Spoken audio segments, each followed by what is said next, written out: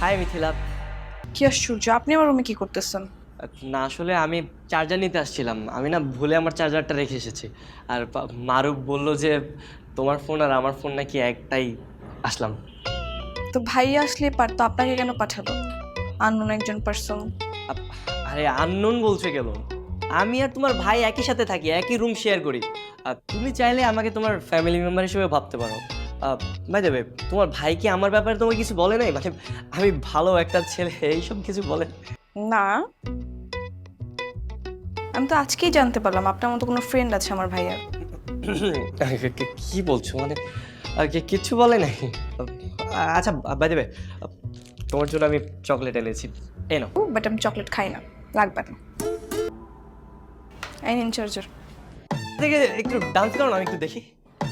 আমি অন্য কারোর সামনে ডান্স করি না, আপনি জান।